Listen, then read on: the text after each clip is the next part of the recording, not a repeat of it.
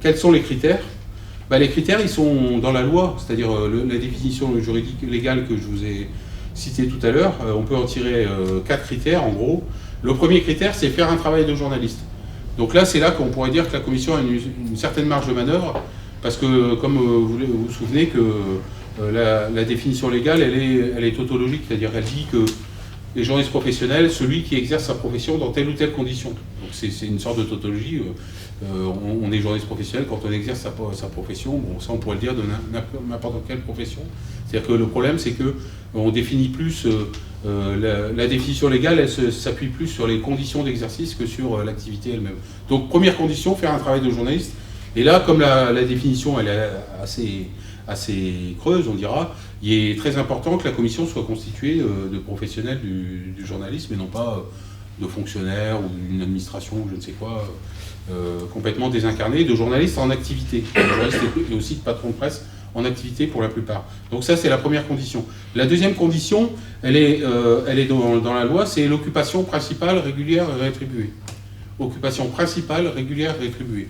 Donc ça veut dire, par exemple, rétribuée que les gens qui s'appellent, par exemple, journalistes citoyens, on en parle beaucoup là avec les blogs, etc. aujourd'hui, bon, s'ils sont bénévoles, ils ne pourront pas avoir la carte de presse puisque c'est une carte de journaliste professionnel. Donc ça, c'est occupation principale, régulière et rétribuée. Pour le savoir, on demande les bulletins de paie, les contrats de travail, attestation d'employeur, etc., pour vérifier que le journalisme est bien l'occupation principale, régulière et rétribuée. Et après, on y reviendra peut-être tout à l'heure, parfois c'est compliqué parce qu'il y a de plus en plus de pigistes, pour ceux qui ne sont pas journalistes dans la salle.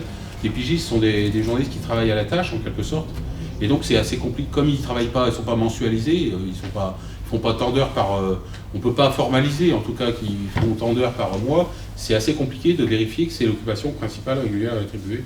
Je pense qu'on y reviendra. Donc, les conditions, faire un travail de journaliste, occupation principale, régulière et rétribuée, en tirer le principal de ses revenus. Le principal, ça veut dire quoi? Ça veut dire plus de 50%.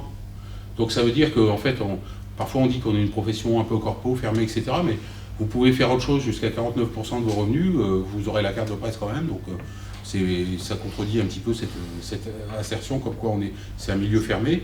Et puis en outre, il y a une dernière condition, mais non la moindre, c'est que l'employeur doit être une entreprise de presse. Alors il y a des critères pour définir quelle est l'entreprise de presse. Vous savez que pour la presse écrite, par exemple, il y a le fameux numéro de commission paritaire. Il y a une commission qui décide si c'est une entreprise de presse reconnue ou pas. Récemment, ça a été étendu même au site internet, qui reconnaît, il y a l'entreprise de presse en ligne qui a été créée par la loi en 2009. Et puis pour la télé, par exemple, il y a l'agrément CSA, ou pour la radio, l'agrément CSA. Mais nous, il faut bien... Donc, à partir du moment où ces reconnaissances existent, ça remplit cette condition d'être l'entreprise de presse. Mais il est vrai que nous, il faut bien reconnaître que parfois, on s'autorise à être aller un peu au-delà. Par exemple, quand une grande organisation a un journal, une publication qui emploie des journalistes à plein temps, même si c'est pas reconnu comme une entreprise de presse, il nous arrive de donner la carte, ou je pense par exemple à des sites internet, comme maintenant ils s'en créent assez souvent, on va parfois au-delà de la reconnaissance par la CPPAP. Donc ça, c'est les 4 critères. La question, c'est est-ce que la commission de la carte, elle a des compétences en matière déontologique? Or, aujourd'hui, non.